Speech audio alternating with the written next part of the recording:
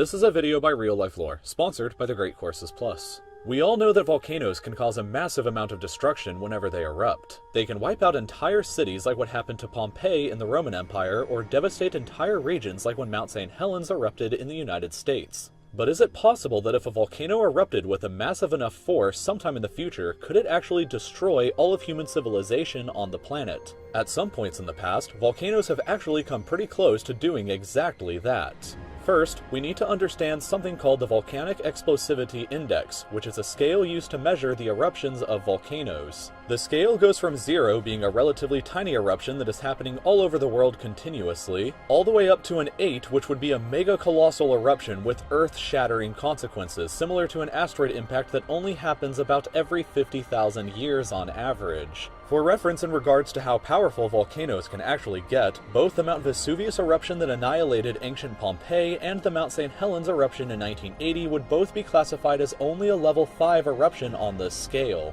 which is incredible because the Mount St. Helens eruption released 24 megatons, or 1,600 times the scale of the atomic bomb dropped on Hiroshima, which means that things only get ridiculously more powerful from here. Perhaps the best known level 6 volcanic eruption was the Krakatoa Nightmare in 1883. The volcano was located on this island in Indonesia and exploded with the awe-inspiring force of 200 megatons. 13,000 times more powerful than the Hiroshima atomic bomb and 4 times more powerful than even the mighty Tsar Bomba, the largest nuclear weapon humanity has ever detonated. This epic explosion generated the loudest sound ever known to have happened in human history, shattering sailors' eardrums that were located 64 kilometers from the blast, and capable of being heard perfectly clear as far away as Perth, Australia. Almost the entire island that the volcano was located on was completely blown apart. The blast was so powerful that it sent coral reefs that had been dormant for centuries on the ocean floor hurtling towards land as if they were asteroids. And the explosion generated 30-meter-high tsunamis that ravaged the rest of Indonesia.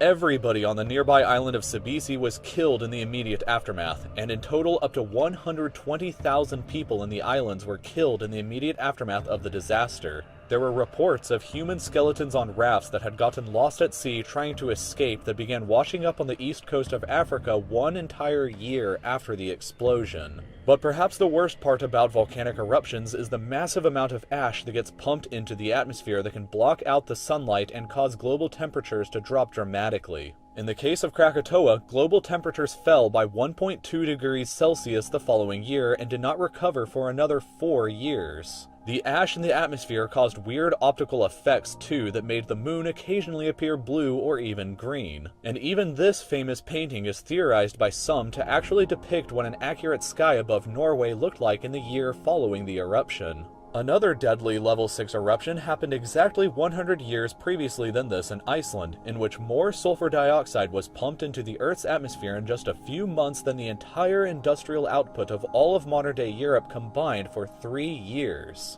This created a toxic gas cloud that killed 50% of all animal life on Iceland, which caused a famine that killed 25% of the human population on the island. The toxic cloud then moved across the sea over to the rest of Europe, where 23,000 more people died in Britain alone from the poison gas. But let's get a little more crazy and move up to what a level 7 on the scale would look like.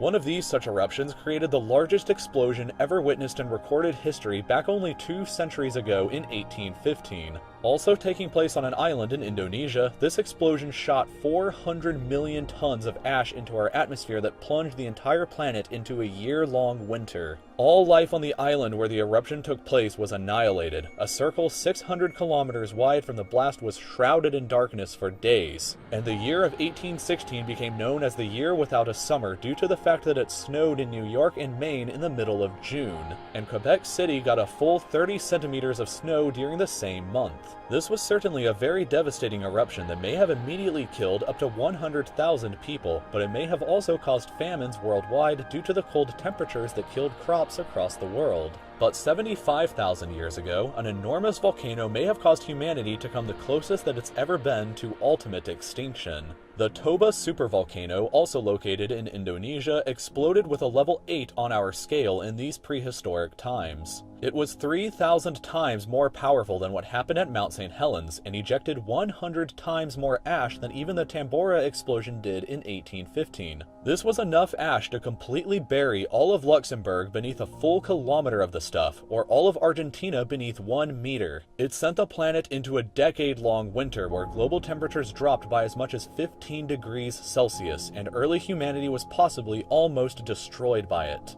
The global human population may have dwindled to as few as a mere 3,000 people during those hard times, which is about the same number of people that currently follow me on Facebook and Twitter. But humanity managed to persevere, which leaves the interesting question of what would happen if a level 8 supervolcano exploded today. The most likely and devastating culprit would be the Yellowstone supervolcano in the United States. The entire Yellowstone National Park is hiding a volcano of gargantuan proportions right beneath her visitors' feet. It has experienced 3 level 8 eruptions in the past 2.1 million years, with the most recent one happening 640,000 years ago. There is enough magma in the volcano system underneath the surface today to fill the entire Grand Canyon 11 times over, or bury the entire Netherlands with 1 full kilometer of molten rock. It is estimated that the volcano has about a 1 in 700,000 chance of exploding each year, which is absurdly unlikely, but what would happen if we were absurdly unlucky? Well, here is a map of what the damage would look like.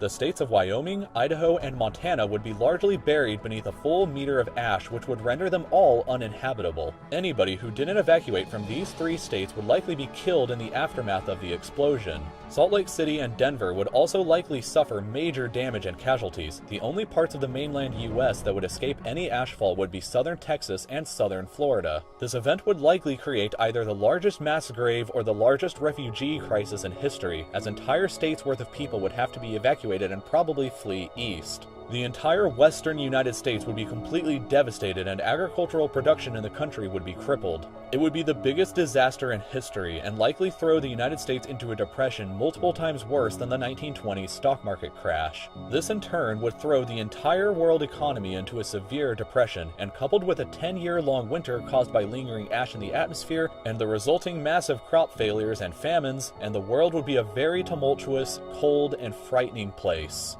Human civilization may be changed forever by that eruption, and who knows what catastrophic change it may bring about, but it likely wouldn't completely end us as a species. Life would go on in some way or another, as it always has. Now, after saying all of that, I must take the time now to once again thank my incredible sponsor, The Great Courses Plus. The Great Courses Plus is a subscription on-demand video learning service where you can subscribe to and watch unlimited top-notch courses that are taught by brilliant Ivy League professors, as well as experts from National Geographic, the Smithsonian, the Culinary Institute of America, and hundreds of other extremely qualified individuals. They offer an unlimited access to thousands of different lectures over pretty much anything that you could possibly be interested in. If you enjoyed the video that you just watched, then I would strongly recommend their course titled The Joy of Science, which includes lectures on volcanic activity, earthquakes, and plate tectonics. It's a really fun subject to learn about and helped out a lot with the research that I conducted for this video. You can watch these or hundreds of other courses completely for free when you sign up for a 30-day free trial using the link on your screen now, www.thegreatcoursesplus.com/real-life-lore, or you can click on the link that's in the description.